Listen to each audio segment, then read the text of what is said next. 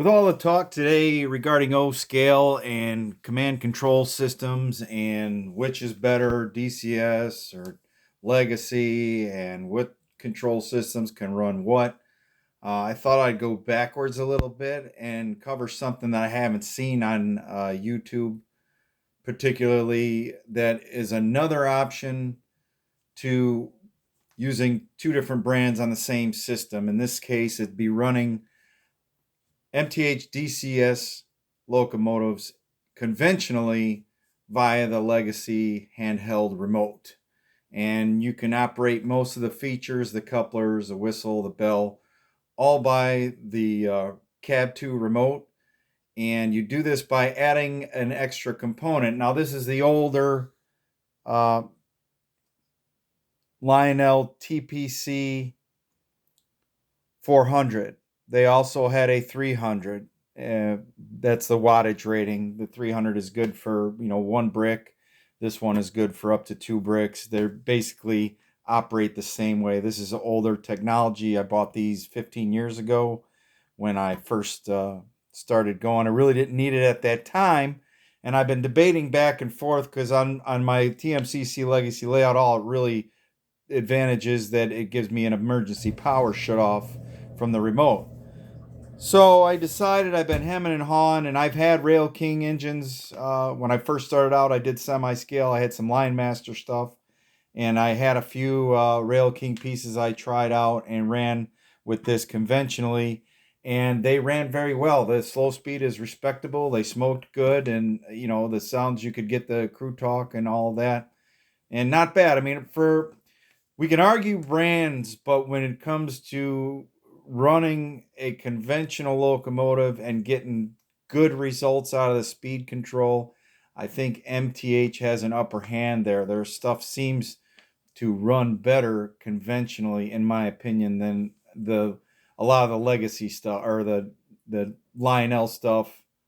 TMCC for sure. I'm not sure about Legacy. I haven't tried it. I don't bother. I have command, on my layout, but so I figured I'd show how this works, and it applies to the Legacy Power Master as well, which would be the modern version of I like this because it's aluminum. It's a quality piece. It looks good, but as far as I know, the Legacy Power Master achieves all the same thing and something that resembles more of the old Cab 1 base with a plastic housing and all that.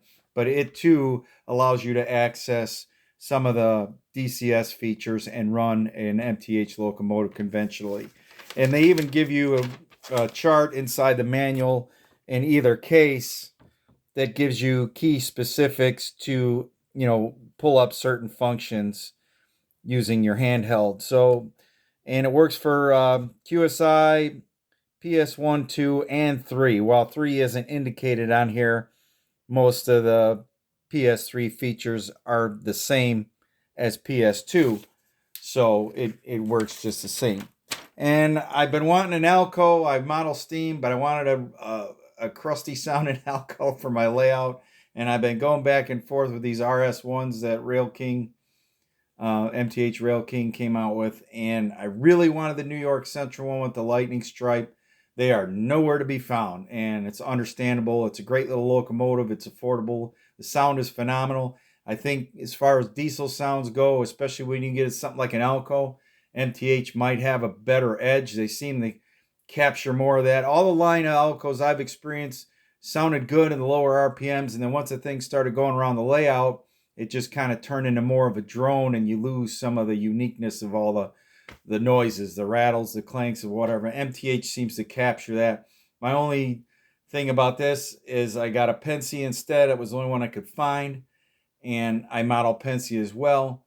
But this is the second release PS3, and this one has a slightly different sound package in it, and I prefer the first run PS3. That one seems to capture, I don't know if it's valve noise or whatever. Maybe the new one is a rebuilt Alco motor, and the first run was somewhere they dubbed with an engine that had more wear on it. I wanted that one. It had a little more turbo sound on that sound set. Can't find them anywhere. No surprise. It sounds great. So now we'll get into running this engine via the Legacy remote, and I'll demonstrate how it works. Now, there's instructions in the manual for, accessing the features. There's also a 30% power startup, which is auxiliary 1.8, and that's what I set it at. That seems to work well. When you get below that, it doesn't charge the capacitors and bring the engine to life. So let's start this here. I already have my voltage set. I'm going to pop this siding on via my toggle switch here. And it takes 15-20 seconds, and then the engine will come to life.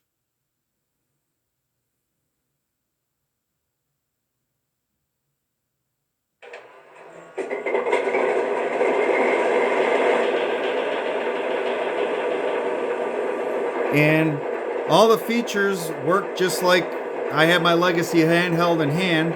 Here's the bell. Bell off. The horn.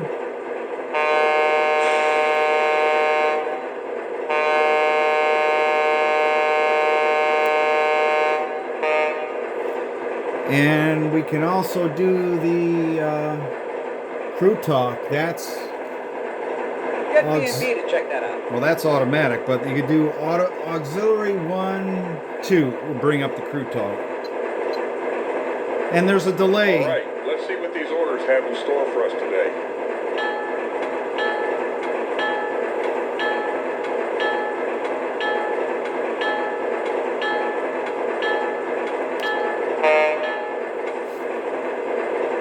It says here we've got to move a string of reefers to track 5 for pickup. They're loaded, so we'd better take care of that soon. A direction change between every section of dialogue brings up the next discussion. On the list. There's some empties we got to spot on 6. I hope we don't get in a jam like yesterday. There were cars all over the yard. I know what you mean. No, it looks like an easy day for us today.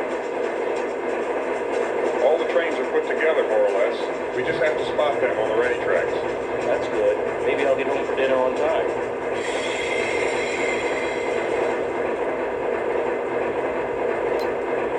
I won't make any promises on you being able to get home for dinner.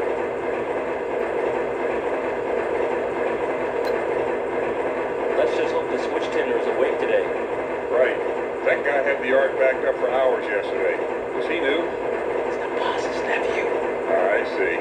Well, we better get moving or we'll both be late for dinner. Let's go.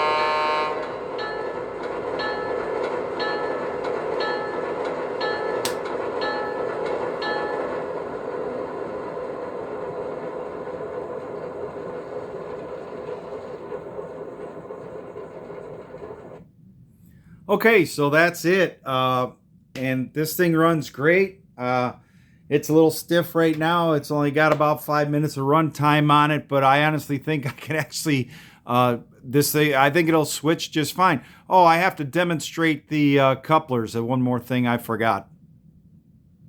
We'll start her up again and I'll demonstrate the couplers.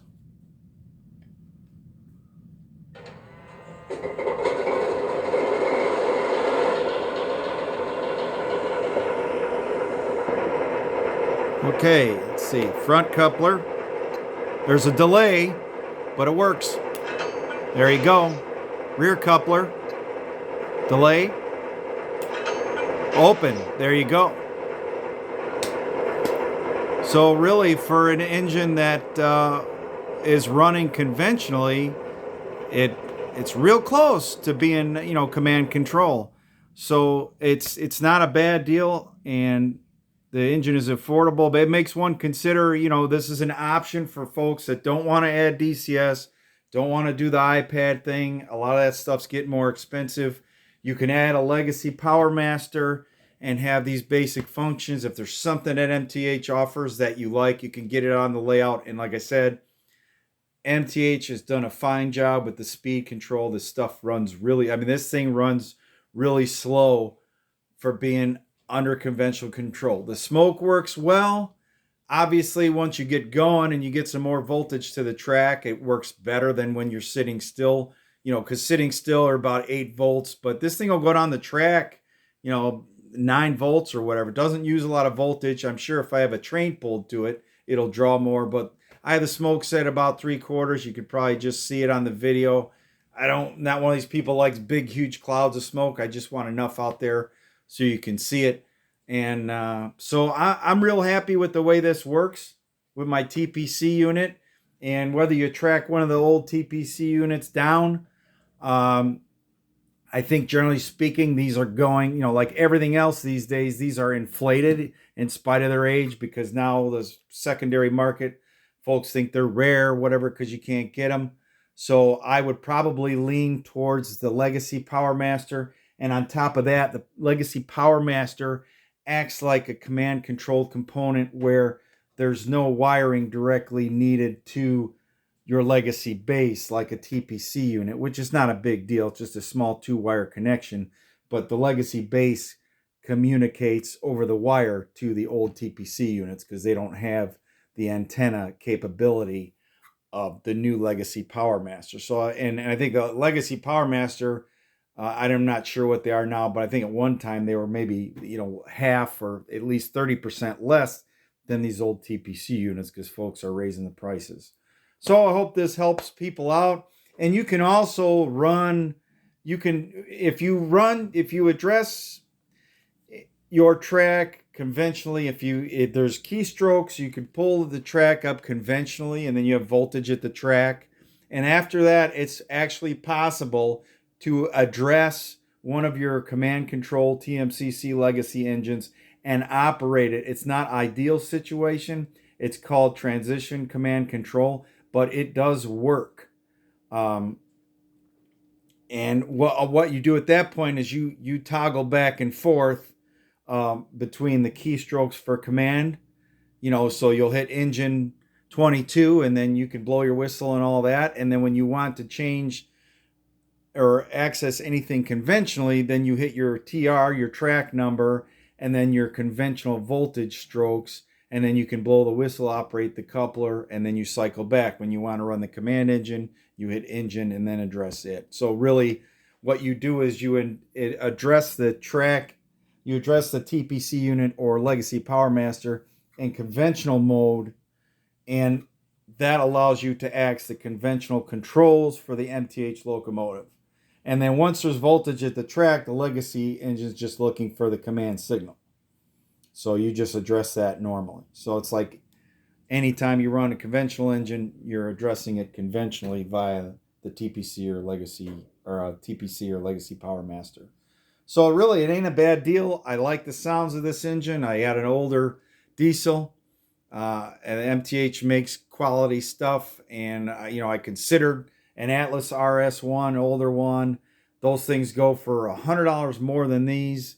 and I've heard nothing but problems with the speed control and everything else. I think the MTH, a lot of this MTH stuff is a little bit more user friendly, especially from a maintenance aspect. I also think MTH does a better job making these engines serviceable as far as them coming apart and accessing the smoke unit. I thought about that 10 years ago when I had my Rail King steamers.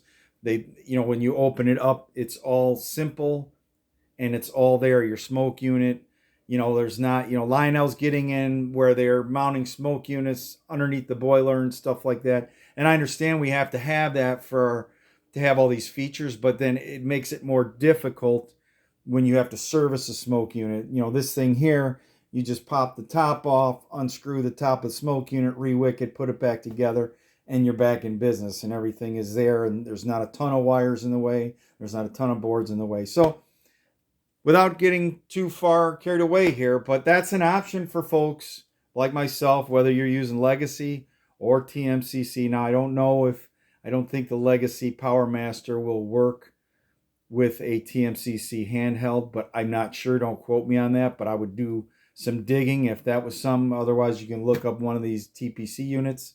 The 300 if you're under 300 volts, the 400 if you're under 400 volts. This is 360 is overkill. I originally had 2 bricks, but then I separated them and used 1 brick for accessories and 1 brick for my track, and it works great. One 180 watt powerhouse will for sure run 3 trains, 3 scale steamers with the smoke units on without issue. You have to have good wiring. I've discussed that in other videos. Don't skimp on the wiring. You got 14 gauge wiring, bus and feeders to get that power to the track, and then save yourself a lot of headaches. You just once you build a full size layout, once you get beyond the starter set layout, you have to forget about all those 22 gauge starter set wires and things like that. Those don't apply. Once you get bigger than 3x5, you got to start thinking bigger with everything else. But now I'm rambling. I hope this helps some folks. I don't think I've ever seen this demonstrated. Again, it works great. You get the dialogue, you get the couplers, the smoke unit and the volume have to be adjusted manually. Find your sweet spot on those, power the thing up, and let it go.